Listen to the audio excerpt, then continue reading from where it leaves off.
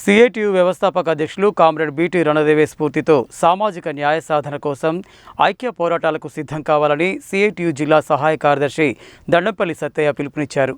ఆయన వర్ధంతి సందర్భంగా ఘనంగా నివాళులు అర్పించారు. ఆదివారం సిఐటియు నల్గొండ పట్టణ సమన్వయ కమిటీ ఆధ్వర్యంలో సుందరయ్య భవన్ సిఐటియు వ్యవస్థాపక అధ్యక్షుడు బీటీ రణదేవే 35వ వర్ధంతి సందర్భంగా ఆయన చిత్రపటానికి పూలమాలలు వేసి ఘనంగా నివాళులు అర్పించారు.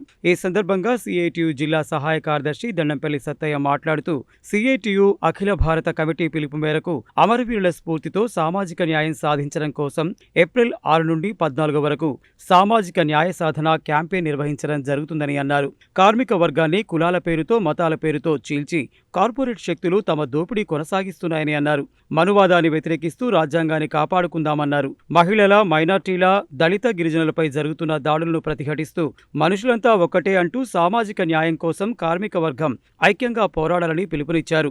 కార్మిక వ్యతిరేక 4 లేబర్ కోడ్లను రద్దు చేయాలని, ప్రభుత్వ రంగ సంస్థలను రక్షించాలని, ప్రైవేట్ రంగంలో రిజర్వేషన్లు కల్పించాలని సిఐటియు పోరాడుతుందని అన్నారు. సామాజిక న్యాయ సాధన క్యాంపెయిన్లో భాగంగా 9వ తేదీన సామాజిక న్యాయ సంఘీభావ నిధి వసూలు, 10న విమల రణదేవి జయంతి వేడుకలు, 11న మహాత్మా జ్యోతిరావు పూలే వర్ధంతితో పాటు 13న బైక్ ర్యాలీ, 14న డాక్టర్ బిఆర్ అంబేద్కర్ జయంతి కార్యక్రమాలు నిర్వహించడం జరుగుతుందని తెలిపారు. ఈ వారోత్సవాలలో కార్మికులు పెద్ద ఎత్తున పాల్గొని జయప్రదం చేయాలని కోరారు. ఈ కార్యక్రమంలో వ్యవసాయ కార్మిక సంఘం జిల్లా ఉపాధ్యక్షుడు మన్నెం భిక్షం, సిఐటియు పట్టణ నాయకులు ఔట రవీందర్, అద్దంకి నరసింహ, సలివోజు సైదాచారి, కోట్ల అశోక్ రెడ్డి, పల్లె నగేష్, పాకలింగయ్య, గంజి నాగరాజు, పందుల లింగయ్య, ఔరేషు మారయ్య, వేముల వెంకన్న, దాసోజు ప్రభుచారి, సీత వెంకటయ్య, గడగోజు శ్రీనివాసాచారి, ఆవుల శ్రీను, వీరయ్య, మల్లి ఆంజనేయులు తదితరులు పాల్గొన్నారు.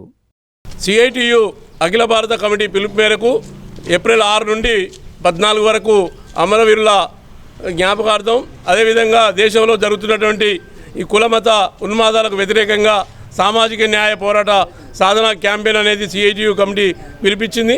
అందులో భాగంగా ఈరోజు సిఐటియు వ్యవస్థాపక అధ్యక్షులు బీటీ రణదేవి గారి 35వ వర్ధంతి సిఐటియు కార్యాలయంలో చేయడం జరిగింది.